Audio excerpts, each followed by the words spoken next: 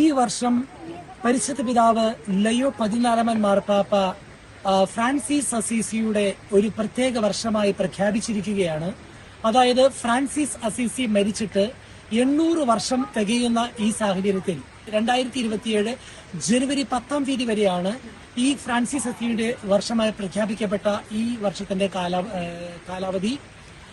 Jubilee വർഷമായി Francis അസീസിയുടെ പ്രത്യേക വർഷമായി ഇത് പ്രഖ്യാപിക്കുമ്പോൾ അതിനോടനുബന്ധിച്ച് തന്നെ മാർപ്പാപ്പ പറഞ്ഞിരിക്കുന്ന ഒരു കാര്യം, ഇതൊരു പ്ലീനറി ഇന്റലിജൻസിന്റെ കാലഘട്ടം കൂടിയാണ്. അതായത് കുമ്പസാരിച്ച് ഭക്തിയോടുകൂടി ദിവ്യകാരുണ്യം സ്വീകരിച്ച് അത് മാർപ്പാപ്പയുടെ ഇന്റൻഷന് വേണ്ടി പ്രാർത്ഥിക്കുന്ന വ്യക്തികൾക്ക് കുമ്പസാര ശേഷമുള്ള അവരുടെ പാപത്തിന്റെ പരിണിത ഫലമായി ഈ ലോകത്തിൽ അനുഭവിക്കേണ്ടി വരുന്ന സഹനങ്ങളിൽ നിന്നുള്ള ഒരു മോചനം അവർക്ക് ലഭിക്കുമെന്നാണ് അത് അർത്ഥമാക്കുന്നത്.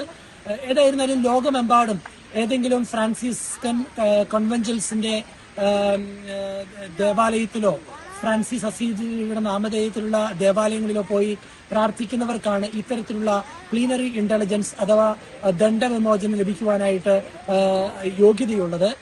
അതുകൊണ്ട് തന്നെ ജൂബിലി വർഷങ്ങളിലും അതോടൊപ്പം തന്നെ പ്രധാനപ്പെട്ട സഭയുടെ സാഹചര്യങ്ങളിലുമാണ് ഇങ്ങനെ ദണ്ഡവിമോചനം മാർപ്പാപ്പ പ്രഖ്യാപിക്കുക.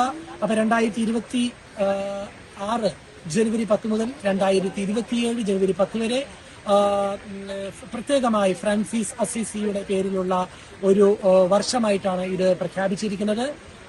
ഈ വർഷം കൂടുതൽ പ്രാർത്ഥനയിലും അതോടൊപ്പം തന്നെ വിശുദ്ധ ഫ്രാൻസിസ് അസീസിയുടെ മാധ്യസ്ഥം വഹിച്ചുകൊണ്ടും കുമ്പസാരിച്ച് തീർത്ഥാടനം നടത്തി ഫ്രാൻസിസ് അസീസിയുടെ പേരിലുള്ള ദേവാലയങ്ങളിലൊക്കെ പ്രാർത്ഥനയ്ക്ക് പോകുമ്പോൾ പ്രത്യേക കൃപ സ്വീകരിക്കുവാൻ അത് കാരണമാകുമെന്നാണ് ഇതിന്റെ അർത്ഥം. വത്തിക്കാൻ സ്ക്വയറിൽ നിന്നും വിറ്റ്നസ് ടെലിവിഷന് വേണ്ടി European coordinator father Joby Paul.